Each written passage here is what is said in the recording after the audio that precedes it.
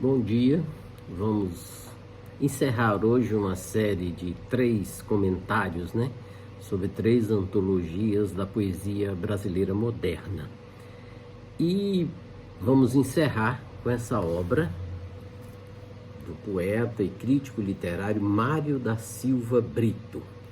Essa edição que eu tenho é de 1968, mas há uns 2 anos eu descobri que esse livro já havia sido publicado com outro título parecido, em 1959, o ano que eu nasci, nessa coleção Panorama da Poesia Brasileira, volume 6, o Modernismo. Então, os dois são da civilização brasileira, é o mesmo conteúdo, a mesma perspectiva, a mesma proposta. A edição é idêntica, muda um pouco o número de páginas. Bom, Mário da Silva Brito, organizador dessa antologia, já é bastante conhecido também como crítico literário.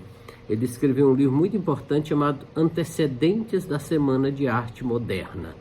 Então esse livro foi um livro que eu estudei bastante ainda no período final da graduação e é para dar muitas aulas aí ao longo da vida. A antologia do Mário da Silva Brito, essa Poesia do Modernismo, aparece na segunda edição com esse título, Poesia do Modernismo, ela traz 35 autores, vai de Mário de Andrade a Vinícius de Moraes. E diferente da anterior, do Péricles Eugênio da Silva Ramos, que nós comentamos, essa não chega à geração de 45. Ela inclui só escritores que a gente poderia chamar da primeira geração do modernismo. É um livro de 347 páginas, os tipos são pequenos, é um livro muito rico, muito significativo. Eu chamaria atenção para algumas curiosidades, alguns destaques. Primeiro, o número de poemas por autor é um pouco menor do que as antologias anteriores que nós comentamos, tá certo? Ele traz no máximo 10 poemas para o Manuel Bandeira, para outros às vezes é só um poema, 2 poemas, então não há uma uniformidade na quantidade dos poemas. E uma coisa curiosa, mais uma vez, é que aparece apenas 2 mulheres novamente, Cecília Meirelles e Henriqueta Lisboa. E chamaria atenção por um fato curioso, ele traz um conjunto de poetas que a gente não encontra mais nada sobre eles. Alguns eu só vi aqui nessa antologia. Isso é uma documentação interessante para os pesquisadores aí descobrirem por que algumas pessoas permanecem, foram reeditadas e outras não. E eu chamaria atenção também, como ele é um crítico literário, a uma excelente introdução, Essa introdução ela é dividida em 2 momentos, o que ele chama de roteiro histórico e roteiro estético. Só para ter uma noção dessa perspectiva, eu escolhi um fragmento em que ele comenta, quando ele começa a falar do roteiro estético. Então ele diz assim: os poetas novos procuraram desde logo reformar os meios de comunicação, os materiais de composição, dar outro uso, enfim, aos recursos retóricos. Essa ideia do outro uso, da renovação, é uma marca do modernismo. E aí ele diz mais adiante: repugna-lhes a jaula de uma escola. Essa expressão vem entre aspas. E assim exercem o individualismo estético. Cada cabeça, uma sentença. Cada poeta é um chefe, ou pelo menos senhor de conduzir a inspiração, o verso, a poesia a seu bel prazer. E ele diz ainda: o traço que os identifica é a independência formal e a liberdade de escolha dos temas, que não precisam ser necessariamente poéticos ou tidos como senso comum, mas devem ser ligados à hora presente e transpostos para o plano artístico conforme o novo ideal retórico. Aqui daria para discutir várias questões que ele condensa tão bem, que ele resume tão bem. Essa liberdade de expressão, essa busca do próprio individual, do próprio ritmo, né? Da liberdade de criar o seu próprio ritmo. Outro dado interessante da antologia, que eu acho que aqui é um dado que eu destaco como de grande valor, é que o autor é apresentado de um modo muito satisfatório. Alguns chegam a ter 2 páginas e as referências bibliográficas são muito precisas. Isso é importante para a gente, porque quem vem depois sabe de onde as coisas foram recolhidas e pode fazer sua busca, fazer sua pesquisa de modo tranquilo. Então, acho que isso é um grande valor da antologia dele. Não foi uma antologia como a anterior, que eu citei, que eu convivi muito tempo com ela. Eu já comprei, se não me engano, já no período do mestrado. E muitos poemas são parecidos, repetem nas outras antologias. Embora ele traga poemas que não aparecem em outras antologias. Mas não dá para discutir isso aqui.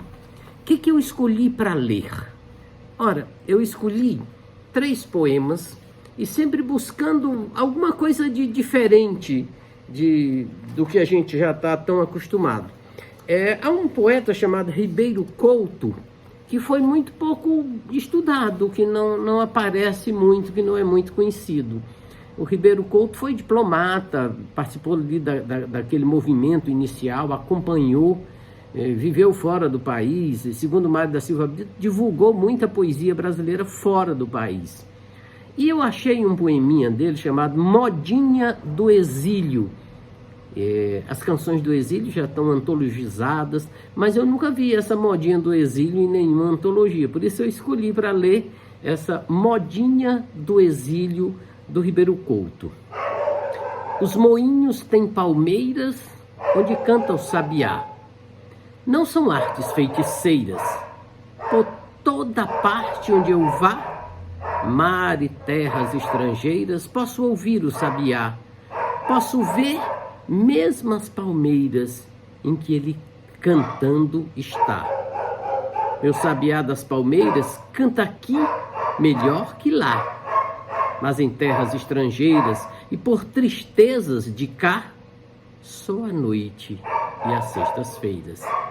Nada mais simples não há. Canta modas brasileiras, canta, e que pena me dá.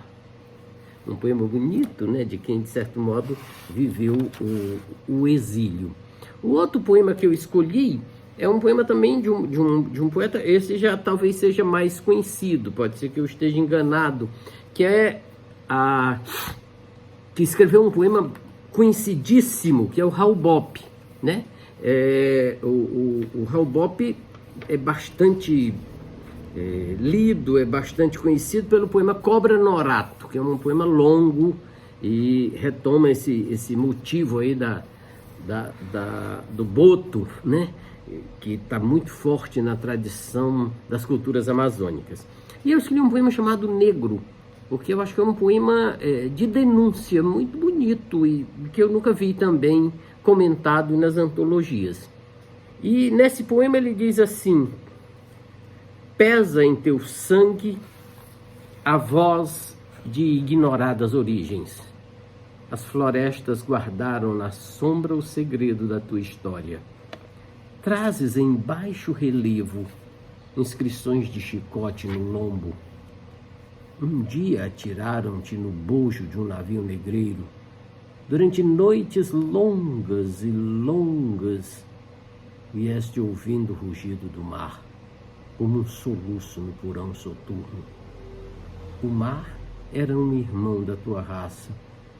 Um dia de madrugada, uma negra de terra, uma nesga de terra e um porto. Armazém com depósitos de escravos e o gemido dos teus irmãos amarrados em coleiras de ferro. Principiou aí tua história. O resto que ficou para trás, o Congo, as florestas, o mar, deixam queixas na corda do urucungo. Acho um poema de denúncia muito bonito, né?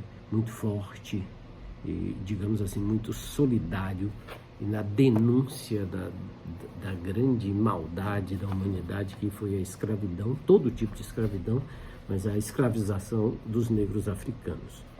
E o último poema, eu deixei mais tempo, é um poema mais longo e é um poema do Murilo Mendes. É um poema que eu fiquei encantado por ele desde o dia em que li o primeiro verso.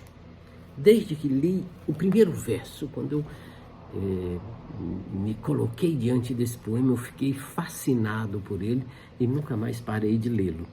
Chama-se Jandira, do Murilo Mendes. E começa assim.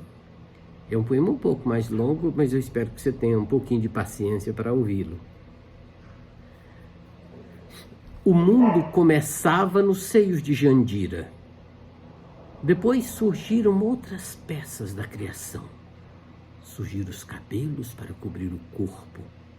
Às vezes o braço esquerdo desaparecido no caos. Ficava somente o braço direito. E surgiram os olhos para vigiar o resto do corpo. E surgiram sereias da garganta de Jandira.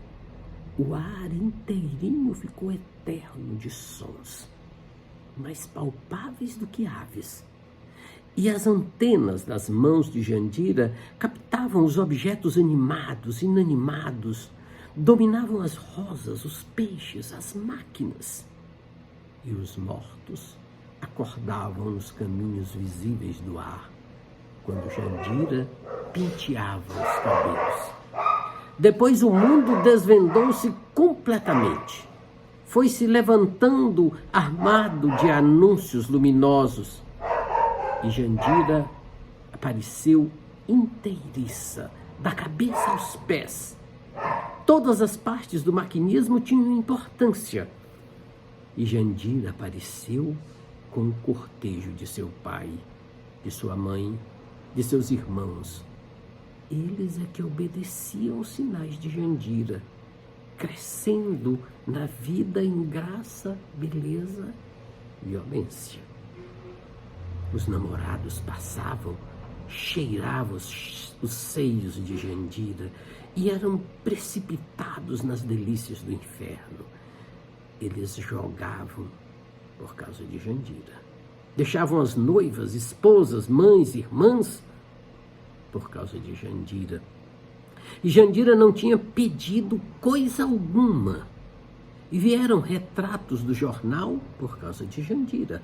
E apareceram cadáveres boiando por causa de Jandira. Certos namorados viviam e morriam por causa de um detalhe de Jandira. Um deles suicidou-se por causa da boca de Jandira. Outro por causa de uma pinta na face esquerda de Jandira. E os cabelos de Jandira cresciam furiosamente com força das máquinas. Não caíam nem um fio, nem ela os aparava. E a boca de Jandira era um disco vermelho, tal qual um sol mirim. Em roda do cheiro de Jandira, a família andava tonta. As visitas tropeçavam nas conversações por causa de Jandira. E um padre, na missa, esqueceu de fazer o sinal da cruz por causa de Jandira. E Jandira se casou. E o corpo de Jandira inaugurou uma vida nova. Apareceram ritmos que estavam de reserva, combinações de movimento entre as ancas e os seios. À sombra do corpo de Jandira nasceram 4 meninas que repetem as formas e os cestros de Jandira desde o princípio dos tempos. E o marido de Jandira morreu de epidemia da gripe espanhola. Jandira cobriu a sepultura com os cabelos dela. Desde o 3º dia, o marido de Jandira fez um grande esforço para ressuscitar. Não se conformava no quarto escuro onde está. Que Jandira viva sozinha, que os seios, a cabeleira dela transtornem a cidade e que ele fique ali toa que as filhas de Jandira ainda parecem mais velhas do que ela. E Jandira não morre. Espera que os clarins do juízo final venham chamar seu corpo. Mas eles não vêm. E mesmo que venham, o corpo de Jandira ressuscitará ainda maior, mais ágil e transparente.